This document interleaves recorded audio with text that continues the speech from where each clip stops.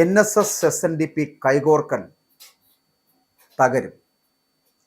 പെരുന്നാ നായർക്കും നടേശ മുതലാളിക്കുമൊക്കെ അല്പായുസായിരിക്കും ഈ ബന്ധത്തിൽ.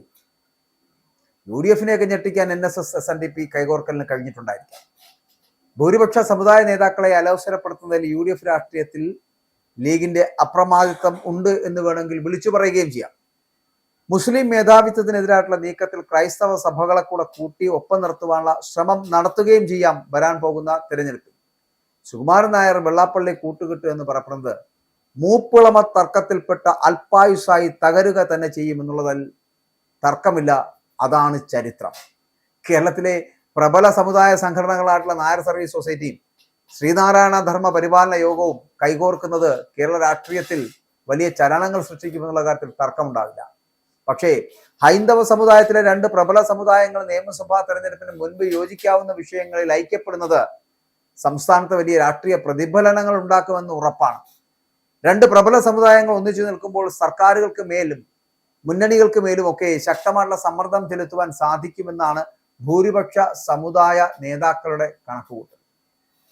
സംവരണം, ദേവസ്വം ബോർഡ് നിയമനങ്ങൾ, വിദ്യാഭ്യാസ ആനുകൂല്യങ്ങൾ എന്നിവയിൽ നിങ്ങളുടെ താല്പര്യങ്ങൾ സംരക്ഷിക്കാനായിരിക്കും പ്രധാനമായിട്ടും ഈ ഐക്യം ശ്രമിക്കുന്നത്. കേരളത്തിലെ വോട്ട് വിഹിതത്തിൽ വലിയൊരു ശതമാനം കൈയാളുന്ന ഈ വിഭാഗങ്ങൾ അവർ ഒന്നിച്ചാൽ ഏത് മുന്നണിയുടെയും ജയപരാജയങ്ങളെ നിർണ്ണയിക്കാൻ സാധിക്കുമെന്നാണ് നിർണായകമാകുന്ന വിവരം. മുന്നണി രാഷ്ട്രീയത്തിൽ മുസ്ലിം ക്രിസ്ത്യൻ വിഭാഗങ്ങൾക്ക് ലഭിക്കുന്ന പരിഗണന തങ്ങൾക്ക് ലഭിക്കുന്നില്ല എന്ന പരാതി ഈ ഇരു സംഘടനകൾക്കുമുണ്ട്. അപ്പോൾ ഇത് നേരിടാൻ നമുക്ക് ഒന്നിച്ചു നിൽക്കുക, അതിനു വേണ്ടിയിട്ട് ഒന്നിച്ചു നിൽക്കുക എന്നത് ഇവരുടെ തന്ത്രമാണ് എന്ന് പറയാതിരിക്കാൻ കഴിയില്ല കേട്ടോ. പ്രത്യക്ഷത്തിൽ തന്നെ മുസ്ലിം മേധാവിത്വത്തിനെതിരായിട്ടുള്ള നീക്കത്തിൽ ക്രൈസ്തവ സഭകളുടെ പിന്തുണ കൂടി ലഭിച്ചാൽ രാഷ്ട്രീയ കേരളത്തിലെ ഏറ്റവും അപകടകരമായിട്ട് സഖ്യമായിട്ട് മാറും NSS SNDP ബന്ധം മാറുമെന്നുള്ള കാര്യത്തിൽ തർക്കമില്ല. ഹിന്ദു സമൂഹത്തിലെ വിവിധ തട്ടിലുള്ളവർ ഒന്നിക്കുന്നത് ഒരു വലിയ സാമൂഹിക ശക്തിയായിട്ട് മാറുവാൻ സഖ്യത്തെ സഹായിക്കുമെന്നുള്ള കാര്യത്തിലും സംശയം വേണ്ട.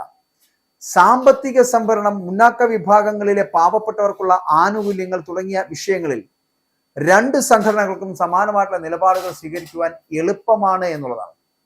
നിയമസഭാ തെരഞ്ഞെടുപ്പുകളിലും മറ്റുമൊക്കെ നിർണായകമായിട്ടുള്ള ബ്ലോക്ക് വോട്ടുകൾ രൂപീകരിക്കുവാൻ ഈ ഐക്യത്തിലൂടെ സാധിക്കും എന്നാണ് പറയപ്പെടുന്നത്. എന്നാൽ പ്രബലമായിട്ടുള്ള സമുദായ സംഘടനകളുടെ ഐക്യപ്പെടലിന് ചില ദോഷങ്ങൾ കൂടിയുണ്ട്. രണ്ട് സമുദായ സംഘടനകളുടെയും സഹജമായിട്ടുള്ള പ്രത്യേകതകൾ കൊണ്ട് തന്നെ ഐക്യം പലപ്പോഴും ദീർഘകാലം നിലനിൽക്കാറില്ല. അതിന് ചരിത്രപരമായിട്ടുള്ള കാരണങ്ങൾ ഉണ്ട് താനും. പുരോഗമന കേരളം എന്ന് അവകാശപ്പെടാറുണ്ട് എങ്കിലും സവർണ അവർണ ചരിത്രം, പശ്ചാത്തലവും ജാതീയമായിട്ടുള്ള വേർതിരിവുകളും ഒക്കെ ഇന്നും പൂർണ്ണമായിട്ട് മാറിയിട്ടുണ്ടോ? മാറിയിട്ടില്ല. ആചാരങ്ങളിലും വിശ്വാസങ്ങളിലുമുള്ള വ്യത്യാസങ്ങൾ പലപ്പോഴും സഖ്യത്തിൽ വിള്ളലുകൾ ഉണ്ടാക്കുന്നു എന്നുള്ള പ്രത്യേകത കൂടി അതിനകത്തുണ്ട്. വിവിധ വിഷയങ്ങളിൽ ഇരു സംഘടനകൾക്കുമുള്ള നിലപാടുകളും സഖ്യത്തിന്റെ ഭാവിയെപ്പറ്റി ആശങ്ക ഉയർത്തുന്നു എന്നുള്ളതാണ് വസ്തുത. SNDP പിന്നാക്ക വിഭാഗത്തിന് വേണ്ടിയിട്ട് വാദിക്കുമ്പോൾ അല്ലെങ്കിൽ അവരുടെ സംവരണത്തിന് വേണ്ടി വാദിക്കുമ്പോൾ NSS പലപ്പോഴും സാമ്പത്തിക സംവരണത്തിന് അല്ലെങ്കിൽ അവരുടെ സംവരണ വിരുദ്ധ നിലപാടുകൾക്ക് മുൻഗണന നൽകുക എന്ന് പറഞ്ഞുകൊണ്ടാണ് അവർ മുന്നോട്ട് പോകുന്നത്. അപ്പോൾ ഇത് സഖ്യത്തിന് മുന്നിലുള്ള ആശയപരമായിട്ടുള്ള വലിയൊരു തടസ്സമാണ്. ഇരു സംഘടനകളെയും നേതാക്കളുടെ രാഷ്ട്രീയ ചായ്വുകൾ വ്യത്യസ്തമായിരിക്കുമെന്നുള്ള കാര്യത്തിൽ തർക്കമില്ലല്ലോ. ഒരാൾ ഇടതിനെയോ മറ്റൊരാൾ വലതിനെയോ അല്ലെങ്കിൽ BJP-യെയോ പിന്തുണയ്ക്കുന്നത് ഐക്യത്തിന് ഭീഷണിയായി മാറും എന്നുള്ള കാര്യത്തിൽ തർക്കമില്ല എന്നുള്ളതാണ്. രാഷ്ട്രീയമില്ലെന്ന് ഇരു സമുദായ സംഘടനകൾ ആവർത്തിച്ച് അവകാശപ്പെടുമ്പോഴും പതിവാണെങ്കിലും രാഷ്ട്രീയ താല്പര്യങ്ങൾ പലപ്പോഴും വ്യക്തമാകാറുണ്ട് എന്നുള്ളതാണ്. അപ്പോൾ സമുദായ നേതൃത്വത്തെ നയിക്കുന്നവർ, അങ്ങനെ സമുദായ നേതൃത്വത്തെ നയിക്കുന്നവർക്ക് ഇടയിൽ പലപ്പോഴും ഉടലെടുക്കാൻ സാധ്യതയുള്ള ഈഗോയും മൂപ്പിളമ തർക്കവും ഇതാണ് പലപ്പോഴും NSS SNDP സഖ്യത്തിന്റെ മുന്നോട്ടുള്ള പോക്കിനെ തന്നെ വിഭജിച്ച് കളയുന്നത് അല്ലെങ്കിൽ അതിനെ ഇല്ലാതാക്കി കളയാൻ ഭീഷണിയായിട്ട് മാറുന്നതാണ്. യോജിച്ചുള്ള നീക്കത്തെ ആര് നയിക്കുമെന്നതും ആരുടെ താല്പര്യങ്ങൾക്കാണ് മുൻഗണന നൽകേണ്ടത് എന്നതിലുമൊക്കെ ഈ നേതാക്കൾക്കിടയിൽ തന്നെ തർക്കങ്ങൾ പതിവാകും എന്നുള്ള കാര്യത്തിലും തർക്കമില്ല. അതാണ് സാധ്യത, അങ്ങനെയാണ് കണ്ടുവരുന്നത്. UDF ഭരണത്തിൽ മുസ്ലിം ലീഗിന് മേധാവിത്വം ലഭിക്കുമെന്നാണ് NSS general secretary G Sukumaran നായരും SNDP-യുടെ യോഗം ജനറൽ സെക്രട്ടറി വെള്ളാപ്പള്ളി നടേശനും ആരോപണം ഉന്നയിക്കുന്നത് എന്നുള്ളതാണ്. അതാണ് ഈ നായാടി മുതൽ നസ്രാണി വരെയുള്ള മുദ്രാവാക്യത്തിനുള്ള രാഷ്ട്രീയം. കേരളത്തിലെ BJP-യും സംഘപരിവാർ സംഘടനകളും ഉയർത്തുന്ന അതേ ആരോപണമാണ് ഇത് എന്ന് വേണമെങ്കിൽ പറയാം. BJP-യുടെ ശബ്ദത്തിൽ രണ്ട് പ്രബല സമുദായ സംഘടനകളുടെ നേതൃത്വവും നിലപാടെടുക്കുന്നതിൽ പിന്നിൽ പ്രതിപക്ഷ നേതാവ് വി ഡി സതീശനോടുള്ള കടുത്ത എതിർപ്പാണ് എന്ന് പറയേണ്ടിയിരിക്കുന്നു. അപ്പോൾ ഒരു പൊതുശത്രുവിനെ തകർക്കാൻ ഒന്നിക്കുമ്പോഴും ബി ജെ പിയുടെ മെഗാഫോണായി മാറേണ്ടി വരുന്ന വലിയ വിമർശനങ്ങൾ ഇവർക്കുണ്ടാകുമെന്നുള്ള കാര്യത്തിൽ തർക്കമില്ല. ഇപ്പൊ NSS-SNDP ഐക്യം എന്നത് കേരളത്തിൽ കാലാകാലങ്ങളായി ചർച്ച ചെയ്യപ്പെടുന്ന ഒന്നാണ് എങ്കിലും ജി സുകുമാരൻ നായർ, വെള്ളാപ്പള്ളി നടേശൻ സഖ്യങ്ങൾ പലപ്പോഴും താൽക്കാലികമായിട്ടുള്ള രാഷ്ട്രീയ നേട്ടങ്ങൾക്ക് വേണ്ടിയുള്ളതായിരുന്നു എന്നതാണ് ചരിത്രം പലപ്പോഴും നമുക്ക് കാണിച്ചു തന്നിട്ടുള്ളത്. ആശയപരമായിട്ടുള്ള വ്യക്തതയേക്കാൾ ഉപരിയായിട്ട് നിലവിലെ രാഷ്ട്രീയ സാഹചര്യങ്ങളിലെ സമ്മർദ്ദ തന്ത്രമാണ് ഇന്ന് ഈ പറയുന്ന സഖ്യം എന്ന് പറയുന്നത് പലപ്പോഴും വിലയിരുത്തപ്പെടുന്നത്. കേരളത്തിലെ ഈ രണ്ട് സമുദായ സംഘടനകൾ ഒന്നിച്ചു നിൽക്കുവാൻ ശ്രമിച്ച മുൻകാല നീക്കങ്ങളും അവയുടെ ഗതിയും ഒക്കെ ഒന്ന് പരിശോധിച്ച് നോക്കിയാൽ ഈ രാഷ്ട്രീയത്തെ നമുക്ക് കൂടുതൽ വ്യക്തമാക്കാൻ പറ്റും. വിവിധ ഹൈന്ദവ സംഘടനകളെ ഒരൊറ്റ കുടക്കീഴിൽ കൊണ്ടുവരിക എന്ന ലക്ഷ്യത്തോടെ രൂപീകരിച്ച ഒന്നായിരുന്നല്ലോ ഹിന്ദു പാർലമെന്റ്. NSS-ഉം SNDP-യും ഇതിൽ സജീവമായിരുന്നല്ലോ. രാഷ്ട്രീയ പാർട്ടികൾ ഹിന്ദു സമൂഹത്തിന്റെ ആവശ്യങ്ങൾ അവഗണിക്കുന്നു എന്ന പരാതിയിൽ നിന്നാണല്ലോ ഇത്തരത്തിലൊരു സംഭവം, ഹിന്ദു സമൂഹം എന്ന് പറയപ്പെടുന്ന സമൂഹം രൂപപ്പെട്ട് വന്നത്, അല്ലെങ്കിൽ ഹിന്ദു പാർലമെന്റ് രൂപപ്പെട്ടു വന്നത്. എന്നിട്ട് എന്ത് സംഭവിച്ചു? ദേവസ്വം ബോർഡ് രാഷ്ട്രീയ ഇടപെടലുകൾ അവസാനിപ്പിക്കുക, ക്ഷേത്രഭരണത്തിൽ വിശ്വാസികൾക്ക് പ്രാധാന്യം നൽകുക എന്നിവയായിരുന്നല്ലോ ഇവരുടെയൊക്കെ പ്രധാന ആവശ്യങ്ങൾ. ആ ആവശ്യങ്ങളൊക്കെ നിറവേറി.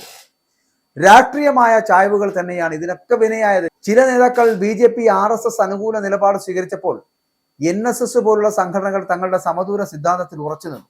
അപ്പോൾ ഇത് സംഘടനയ്ക്കുള്ളിൽ ഭിന്നതയുണ്ടാക്കി. പല കാലത്തും ശിവഗിരി തീർത്ഥാടന വേദി NSS-SNDP ഐക്യ പ്രഖ്യാപനങ്ങൾക്ക് സാക്ഷ്യം വഹിച്ചിട്ടുള്ളതാണ്. ഏതാനും വർഷങ്ങൾക്ക് മുൻപ് ഇരുവരും ചേർന്ന് നടത്തിയ സംയുക്ത പ്രസ്താവനകളൊക്കെ കേരള രാഷ്ട്രീയത്തിലൊക്കെ വലിയ ചർച്ച ചെയ്യപ്പെട്ടതാണ്. നിങ്ങൾക്ക് മനസ്സിലാകും, അല്ലെങ്കിൽ ഓർക്കുന്നുള്ളവർക്ക് മനസ്സിലാകും എന്നുള്ള കാര്യത്തിൽ സംശയമില്ല. അപ്പോൾ ഇതിനെ നാലാം മുന്നണി എന്നൊക്കെ മാധ്യമങ്ങൾ വിശേഷിപ്പിച്ചിരുന്നു ഇതിനേക്ക്. ഈ ഐക്യത്തിന്റെ ഫലമായിട്ടാണ് BJP കേന്ദ്ര നേതൃത്വമായിട്ട് വെള്ളാപ്പള്ളി നടേശൻ അന്ന് അടുക്കുന്നതും BDJS എന്ന് പറയുന്ന രാഷ്ട്രീയ പാർട്ടിയൊക്കെ രൂപീകരിക്കുന്നുള്ള സാഹചര്യം ഉണ്ടായത്. എന്നാൽ NSS രാഷ്ട്രീയ പാർട്ടി രൂപീകരണത്തെ എതിർക്കുകയും തങ്ങൾ രാഷ്ട്രീയത്തിലേക്ക് ഇല്ല എന്ന് പ്രഖ്യാപിക്കുകയും ചെയ്തതോടുകൂടിയാണ് ആ ഐക്യം പൊടുന്നനെ ഇല്ലാതായി പോയത്. പൊട്ടി തകർന്നു പോയില്ലേ? അതേസമയം തന്നെ കേരളത്തിലെ LDF UDF മുന്നണികൾക്ക് ഈ രണ്ട് സമുദായങ്ങൾക്കിടയിലും കൃത്യമായിട്ടുള്ള വേരോട്ടമുണ്ട് എന്നതാണ്. സമുദായ നേതാക്കൾ ഒന്നിച്ചാലും താഴെത്തട്ടുള്ള അണികൾ അതിനെ, അല്ലെങ്കിൽ തങ്ങളുടെ രാഷ്ട്രീയത്തെ, അല്ലെങ്കിൽ രാഷ്ട്രീയ പാർട്ടികളെ ഉപേക്ഷിക്കാൻ തയ്യാറാകുന്നില്ല എന്നതാണ്.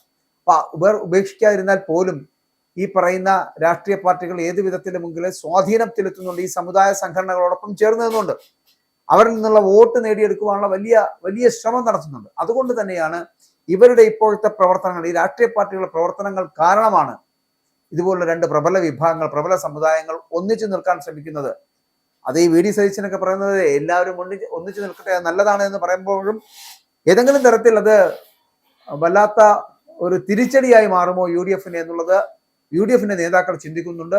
മാത്രമല്ല ഈ LDF-ലേക്ക് നായർ സർവീസ് സൊസൈറ്റിയും ഒപ്പം തന്നെ SNDP-യും കൊണ്ടെത്തിക്കുവാൻ കഴിഞ്ഞിട്ടുണ്ട് എങ്കിൽ അവരുടെ വോട്ടുകൾ ഈ വെള്ളാപ്പള്ളി പറഞ്ഞാൽ ആര് വോട്ട് ചെയ്യുന്നു, അല്ലെങ്കിൽ സുകുമാരൻ നായർ പറഞ്ഞാൽ എല്ലാ നായന്മാരും വോട്ട് ചെയ്യുമെന്ന് വെച്ചാൽ ഇല്ല എന്നുള്ളത് തന്നെയാണ്. പക്ഷെ എങ്കിലും ഈ രണ്ട് സമുദായ സംഘടനകൾ കൂടി CPM-നോടൊപ്പം ചേരുന്നത് മറ്റൊരു രാഷ്ട്രീയത്തിന്റെ തുടക്കമാണ് എന്നുള്ളതാണ്. പലപ്പോഴും നമ്മൾ ഈ പറയുന്ന NSS-ന്റെയും SNDP-യുടെ ഒക്കെ നിലപാടുകളെ ശ്ലാഘിക്കുകയും തള്ളിക്കളയുകയും ചെയ്യാറുണ്ട്. പക്ഷെ ഇവരൊന്നിച്ചു ചേർന്നിട്ടുള്ള അവരുടെ പ്രവർത്തനങ്ങൾ പലപ്പോഴും ഒരു മതിൽ തട്ടി പൊട്ടിപ്പോകും, അല്ലെങ്കിൽ തകർന്നു പോകും എന്നതുപോലെയാണ്. വരും ദിവസങ്ങളിൽ തന്നെ ഇതിന്റെ പരാജയ സാധ്യതകൾ ഈ പറയുന്ന രണ്ടുപേരും രണ്ടിടത്തിരുന്ന് വാർത്താ സമ്മേളനം നടത്തുന്നത് നമുക്ക് കാണാം. എന്നിട്ട് വെള്ളാപ്പള്ളി സുകുമാരൻ നായരെയും സുകുമാരൻ നായർ വെള്ളാപ്പള്ളിയെയും തെറി വിളിക്കുന്നതും നമുക്ക് കേൾക്കാൻ കഴിയും എന്നുള്ള കാര്യത്തിൽ തർക്കമില്ല.